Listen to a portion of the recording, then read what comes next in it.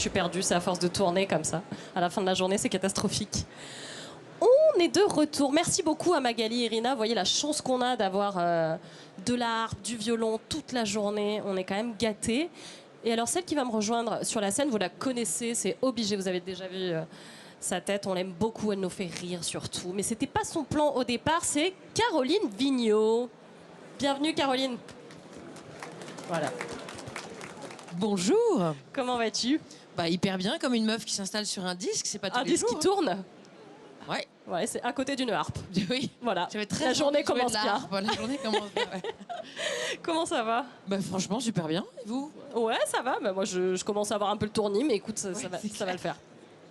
Caroline, on est toujours très heureux de te recevoir, et en particulier parce que t'as un parcours quand même qui est pas linéaire. Et ça, Non. c'est aussi ce qui nous intéresse. Parce que, évidemment, ta personnalité, on a eu l'occasion de la découvrir à plein de reprises, mais tu nous fais beaucoup rire. Mais ce qui est le plus surprenant, c'est quand même ce changement de parcours. Au départ, toi, tu étais avocate. Tu as été avocate pendant 8 ans, je crois. Oui. Qu'est-ce qui s'est passé? Comment ça s'est opéré, ce changement?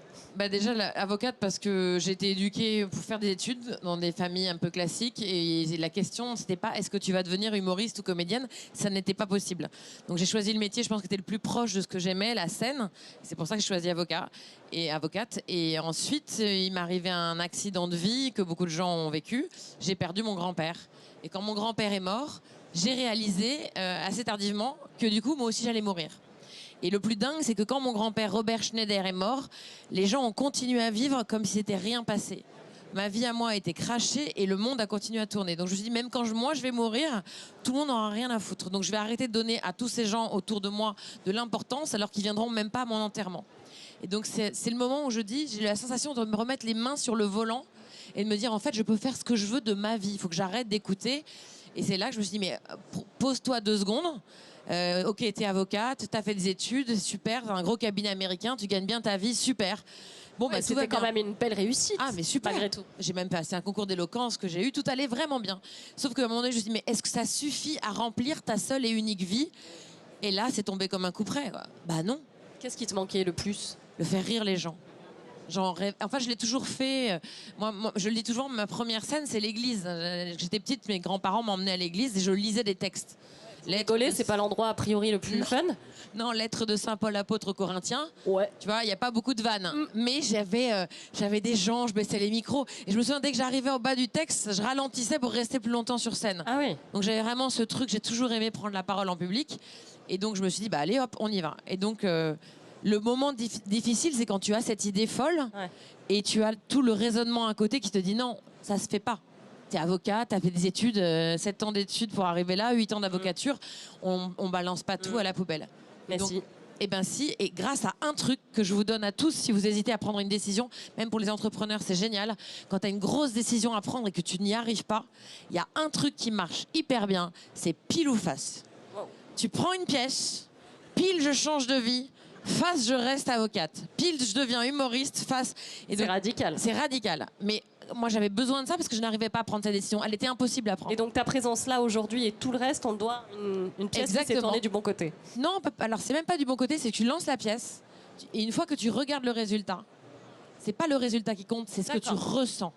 Et en fait, c'est un système qui va berner ton cerveau grâce à tes sensations. Tu vois, quand tu regardes le résultat, si je dois rester avocate, et tu ressens une déception, au contraire, ouf, et ça va t'aider à sentir ton intuition, en fait. Ok, donc c'est pas la pièce qui parle, c'est l'interprétation que t'en fais. Exactement. Ça te permet de suivre ton intuition. Parce que moi, l'intuition, aujourd'hui, je la suis et je l'utilise, mais je trouve qu'en France, on ne l'aime pas assez. On n'arrête pas de nous dire qu'il y a les 5 sens. Non, il n'y a pas les 5 sens. Il y a les 5 sens. Et il y en a un plus important, à mon sens, c'est l'intuition. Et aujourd'hui, je fais toutes mes décisions grâce à ça. Toutes? Toutes. J'ai fait un film, Flashback. Et les gens m'ont dit, ne te lance pas là-dedans, tu vas te cracher parce que tu n'as jamais fait ça. Pile ou face.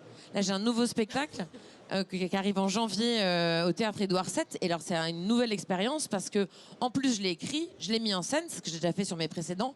Mais celui-là, je le produis. Nouvelle casquette de productrice. Et beaucoup de travail et beaucoup de plaisir parce que plus personne me dit non, tu peux pas faire ça. parce qu'il n'y a personne. Donc, je prends mes décisions toute seule. Et comment tu fais pour être toujours connecté à ton intuition? C'est-à-dire, est-ce que la pièce te parle toujours? Là, on rentre dans des conversations de voyance carrément presque, mais est-ce que tu arrives toujours à ressentir exactement la direction? En fait, on apprend à s'écouter. Les sentiments, la peur, la joie, etc., aujourd'hui, on ne les écoute pas assez. Si on a peur de quelque chose, si on ne se sent pas bien avec quelqu'un, il y a une raison. Et je pense qu'il faut s'écouter et suivre cette raison. Alors, ça ne veut pas dire qu'il ne faut pas écouter le reste, etc., mais ça fait au moins partie d'un des éléments qui vont vous permettre de prendre la bonne décision ou de se dire, tiens, pourquoi je parle aux filles, mais je pense que c'est pareil pour les mecs. Mais franchement, le nombre de fois où on s'est tapé un mec où ça flashait au-dessus en disant n'y va pas, c'est Wall of Fame of connard, et tu dis non, mais avec moi, ça va être différent. Évidemment, tu sors avec, tu couches avec. Évidemment, c'est un gros connard. Et tu savais, je le savais. Bah oui, je le savais, mais je suis quand même allée. Donc, allez, Janine, écoute ton intuition. C'est ça que je dis. Pour toi, Caroline, ça commence, sans doute avant, mais en 2008, tu t'inscris au cours Florent pour qu'on remonte un petit peu le parcours. Donc, tu décides de quitter ton métier d'avocate. Comment ça se passe quand tu arrives au cours Florent T'es tout de suite déterminée ou il y a des petits doutes encore qui subsistent? Non, mais il y a même avant, le cours Florent, c'est parce que je suis une fille très scolaire. Donc, quand j'ai donné ma démission, c'est quand même étonnant de donner sa démission sans raison, à part le fait de vouloir changer de vie et devenir humoriste quand on est avocate, et personne n'y croit. Non, c'est ce que tu as dit d'ailleurs? Non, parce que sinon les gens allaient me prendre pour... Déjà, les gens me prenaient pour une folle, mais alors là... Non, j'ai dit que je faisais un arrêt sur ma vie pour réfléchir à ce que je voulais faire. Personne n'y croyait. Les gens pensaient que je partais dans un autre cabinet d'avocat, en fait. D'accord. Et donc, je me suis inscrite là parce que arrive le jour 1 après ta démission, le réveil ne sonne pas. Il n'y a pas de boulot, il n'y a plus rien. Ta vie, tu as fait un truc, tu as démissionné, tu es parti, mais il n'y a rien d'autre en face. Donc c'est un moment un peu spécial. Et je me suis dit, pour me motiver, je vais me mettre au cours Florent le matin et l'après-midi, j'écrirais mon spectacle. Donc ça me permettait de... Bon, le problème des cours Florent, c'est que j'étais déjà âgée, j'avais plus de 30 ans. Et donc j'avais le même âge que la prof. Donc dès que je levais la main pour jouer, parce qu'on faisait des scènes classiques, pour jouer la gentille princesse, on me disait non, tu vas faire la belle-mère, ça sera beaucoup mieux. Oh, c'est dur. Ouais, j'avais plus l'âge. Et même que les gens ne voulaient pas travailler avec moi, puisqu'ils me disaient ils travaillaient tous pour rentrer au conservatoire. Et c'est jusqu'à 21 ans le conservatoire. Donc c'était mort pour moi. Mais on a l'impression que tu t'en fous un peu finalement des règles du jeu. Ah, mais aujourd'hui, complètement. C'est-à-dire qu'avant, j'écoutais ce que les gens disaient, j'avais peur de plaire ou de déplaire. Mais de toute façon, aujourd'hui, si sur mes réseaux sociaux, je fais des vidéos avec mes enfants, je reçois des commentaires surréalistes au premier degré.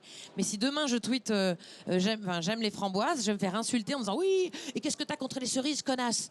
Donc, de toute façon, quoi que tu dises, même le truc le plus anodin, genre oh, je suis sur un tourne-disque, c'est n'importe quoi, tu vas te faire insulter. Donc, voilà, la caravane passe, les chiens aboient, et je vais mourir. Et d'ailleurs, on va tous mourir. Hein. Et franchement, quand on sait qu'on va tous mourir, je vous jure, ça rediminue vos problèmes à un niveau. En disant, en fait, et je le dis souvent aux gens, quand tu t'engueules avec quelqu'un, quand tu as un souci en entrepreneuriat, beaucoup ça arrive, pose-toi la question, est-ce que ce problème-là sera encore valable dans 5 ans? Si la réponse est non, tu ne lui accordes pas plus de 5 minutes de ta vie. Voilà, c'est clair, c'est la règle des 5. 5 minutes, 5 ans, point. Moi, je sais pas vous, mais je pense qu'on avait besoin de Caroline Vigneault à ce moment-là de la journée. Ça a été quand même un tournant. On a 2-3 billes assez... Oui, là, je l'ai même pas fait exprès, pour être tout à fait honnête. Mais là, on a de quoi continuer à réfléchir à tout ça, à écouter. Merci beaucoup, plaisir. Caroline. En tout cas, c'est toujours un plaisir. Et il faut qu'on vienne te voir donc à Édouard VII. La date, rappelle-moi. Alors, venez, parce que sinon, il faut que je vende ma maison pour payer le théâtre. Non, on sera là. Voilà, c'est étonnant parce que c'est un théâtre qui fait 750 places. Ouais. C'est la productrice qui parle. Bien sûr. Et je joue 40 dates. C'est énorme. Voilà. Donc bravo, vraiment, on peut l'applaudir. Venez. Si vous ne voulez pas pour moi, faites-le pour ma maison.